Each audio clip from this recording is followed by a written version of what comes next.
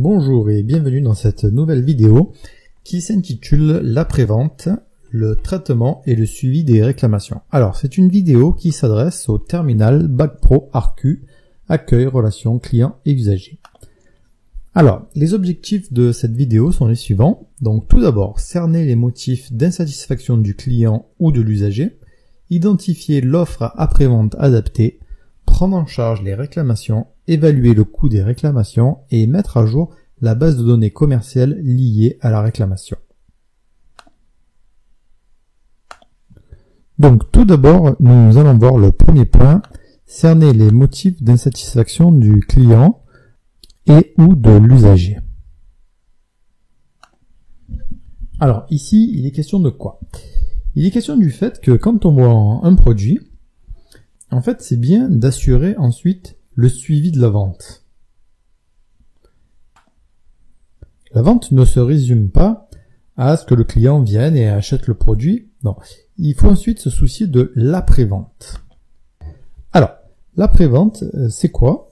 C'est tout simplement de faire attention aux réclamations que vont avoir les clients. Il faut savoir qu'un client qui est mécontent va faire une mauvaise pub à notre organisation, que ce soit une entreprise, un office de tourisme, etc., etc.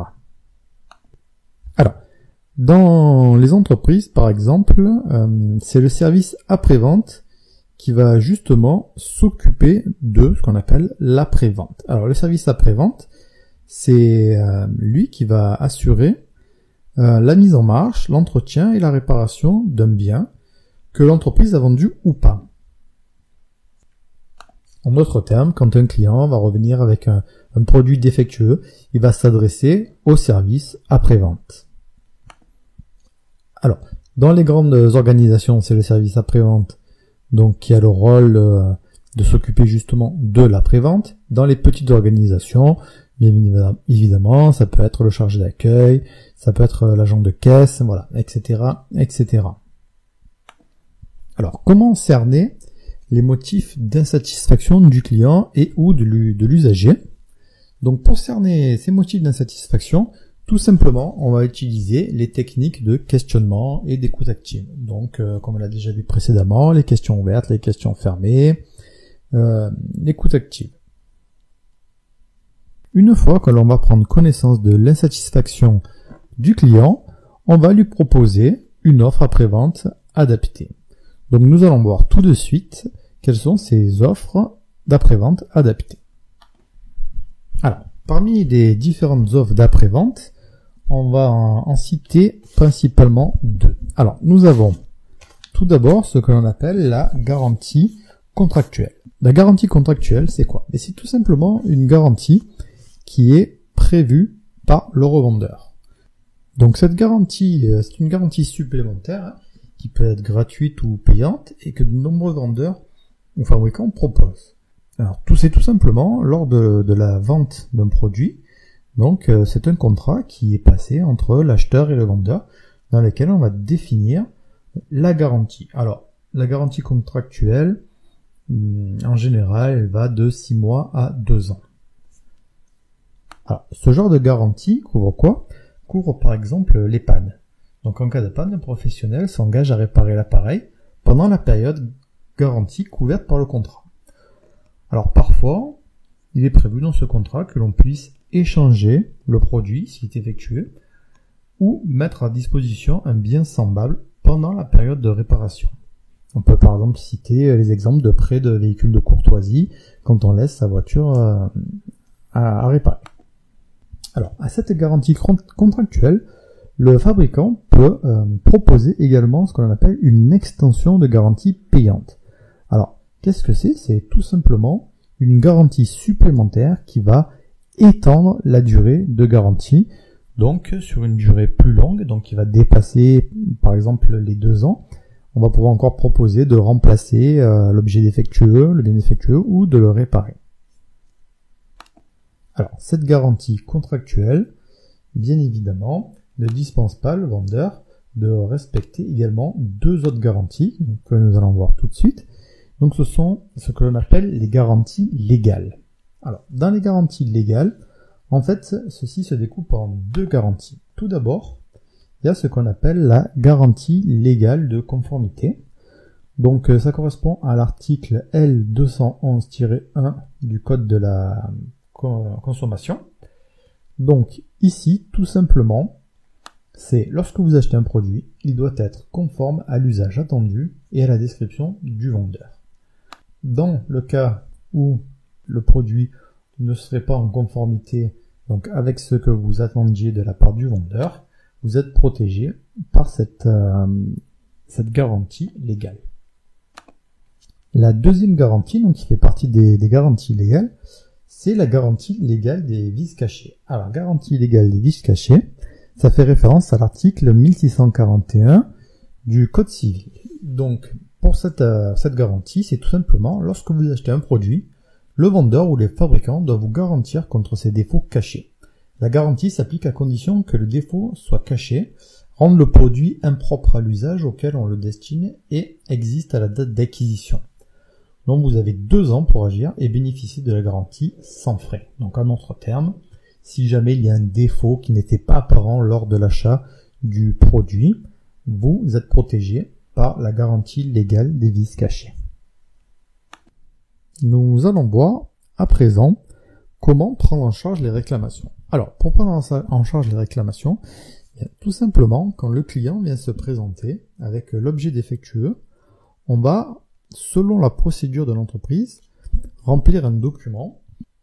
Alors, tout simplement, c'est un document dans lequel on va noter le motif d'insatisfaction du client. Donc, on va noter également la cause, par exemple, de dommage du bien acheté. Donc, on va remplir cette fiche. Et ensuite, une fois qu'on a pris en charge la réclamation, on va prendre également les coordonnées du client, si on ne les a pas encore, et on va envoyer l'objet à réparer. Donc, il y a plusieurs solutions. Soit on a un service qui s'occupe de réparer les produits, soit on va faire appel à un prestataire pour qu'il puisse réparer les produits. On va prendre un exemple. Si vous achetez un micro-ondes Samsung, si le micro-ondes tombe en panne, vous ne le renvoyez pas à Samsung pour le réparer. Samsung va faire appel à un prestataire, généralement qui est proche de votre domicile, pour réparer ce micro-ondes. Donc c'est le prestataire qui est agréé par Samsung et qui va réparer votre micro-ondes. Donc, une fois les réparations effectuées, tout simplement, le client va être recontacté pour que l'on puisse lui restituer l'objet réparé. Alors, à présent, nous allons parler de l'évaluation du coût des réclamations. Alors, effectivement, avoir un service après-vente, c'est quelque chose qui va coûter de l'argent à l'entreprise. Donc, le client va venir, il est mécontent, donc il faut une personne qui vienne, qui puisse déjà écouter son problème, qui va récupérer l'objet et qui va devoir réparer l'objet. Et tout ça, bien évidemment, gratuitement pour le client, puisqu'il est protégé par toutes les garanties. Donc, toutes ces opérations-là ont un coût qu'il va falloir quand même prendre en compte dans le calcul des coûts de l'entreprise. Enfin, donc une fois que l'on va restituer l'objet à son propriétaire, on va devoir mettre à jour la base de données commerciales qui sont liées aux réclamations. Alors, toujours pareil, on va suivre les procédures de l'entreprise, donc, et on va remplir les documents qui sont prévus. Alors, la base de données, tout simplement, elle va reprendre des éléments que l'on va revoir, des éléments obligatoires. Donc, il va y avoir bien évidemment les références du client, donc son nom, son prénom, son adresse, etc., etc. Puis, on va reprendre également donc le nom du produit, la référence du produit, sa désignation, c'est-à-dire son nom commercial, le numéro de série qui est souvent marqué à l'arrière, vous pouvez le voir sur plusieurs objets, et ensuite le motif de la panne. Donc également toutes les dates, les dates de dépôt auprès du magasin, la date de réparation, la date de retour, et également les travaux qui ont été effectués.